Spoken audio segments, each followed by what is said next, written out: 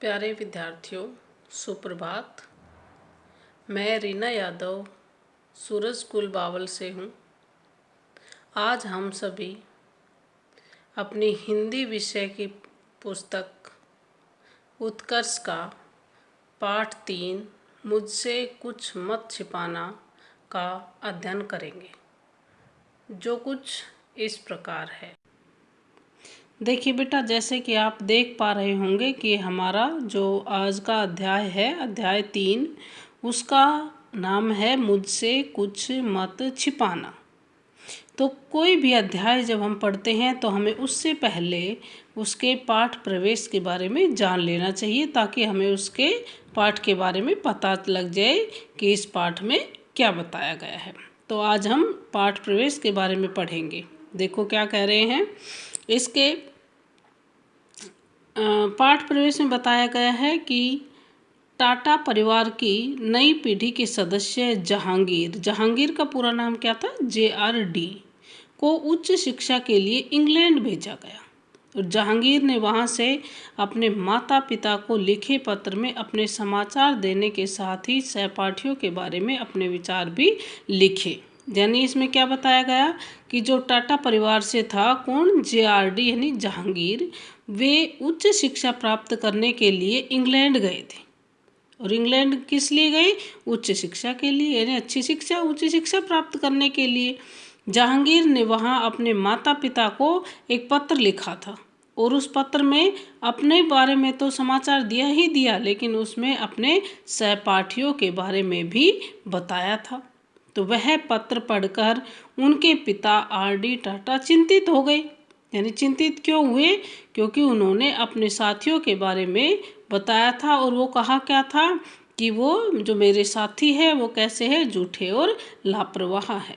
जवाबी पत्र में उन्होंने बेटे जहांगीर को उसके भावी जीवन के लिए एक अनूठी सीख दी थी। वो सीख क्या थी कि हमेशा जीवन के 2 पहलू होते हैं, एक सकारात्मक और एक नकारात्मक। तो जीवन में हमेशा सकारात्मक यानी पॉजिटिव बने रहना चाहिए हमें। तो ये तो पढ़ा हमने पाठ प्रवेश, जिसमें पाठ में क्या बताया गया है कि प्रिय जहांगीर। अब जहांगीर के जो पिता है रतन जी टाटा, तो वो क्या कह रहे हैं जहांगीर को कि प्रिय जहांगीर, मैं इंग्लैंड से तुम्हारा पत्र पाकर बहुत खुश हुआ हूँ। मुझे आशा है कि तुम्हें यह याद होगा कि ये तुम्हारे छात्र जीवन के आखिरी 12 महीने हैं। यानी उसके पढ़ाई के सिर्फ 12 महीने हैं ये, और तुम इस अवसर पर पूरी तरह लाभ उठाओगे। खेलकूद के माध्यम से तुम अंग्रेज लड़कों के चरित्र के एक पहलू की जानकारी मिल जाएगी, पर तुम्हें उसके साथ खुले दिल से मिलना जुलना चाहिए और उनके प्रति पूर्वाग्रही नहीं होना चाहिए। यानी उनके साथ कैसे रहो? खुले दिल के साथ रहो। आप उनके बारे में इतना कुछ सोचने की, जानने की जिज्ञासा मत करो, उनसे मिलजुल कर रहना चाहो। मुझे यह जानकर बेहद दुख हुआ है कि तुम्हें स्कूल में गए 1 सप्ताह भी नहीं हुआ। अब वो क्या बताना चाह रहे हैं कि तुम्हें 1 सप्ताह भी नहीं हुआ है, तुम स्कूल गए हुए वहाँ, लेकिन तुम अपने साथियों को क्या बता रहे हो? पूरी तरह से झूठे और लापरवाह कह रहे हो। तो ये क्या कहना चाह रहे हैं कि आप निश्चित रूप से इस तरह से अगर करोगे तो इस दुनिया में असफल हो जाओगे। तो वो दो जो पहलू है बता रहे, किसी भी चीज़ के 2 पहलू होते हैं, वो कौन से? सकारात्मक और नकारात्मक। तो इसमें क्या कहना चाह रहे हैं, जो नकारात्मक सकारात्मक है, नकारात्मक है, कह रहे ऐसा लगता है तुम सकारात्मक पहलू देखना ही नहीं चाहते, यानी वो नकारात्मक चीज़ों पर ज़्यादा ध्यान दे रहा है। तो कह रहे पिता होने के नाते सुझाव दे रहा हूँ कि तुम्हें हमेशा एक अच्छा मित्र ही बनना है, और भरोसा दिला रहा है कि उनमें से कुछ को तुम अलग तरह का पाओगे। यानी जब तुम सभी के साथ सकारात्मक रहोगे, यानी पॉजिटिव रहोगे, तो कुछ को क्या पाओगे? अपनी ओर पाओगे।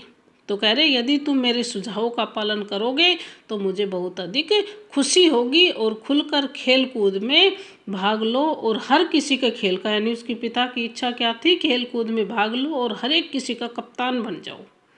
और बॉक्सिंग का और तैराकी का भी वो चाहते थे कि जहांगीर जी अभ्यास करते रहे। लेकिन उन्होंने एक बात कही थी कि जो उसकी लंबी और खूबसूरत नाक थी, किसकी? जहांगीर की, तो वो फुटबॉल खेलने से कहीं खराब ना हो जाए, यानी उस नाक के लग ना जाए। तो उसने क्या कहा था कि अपनी नाक का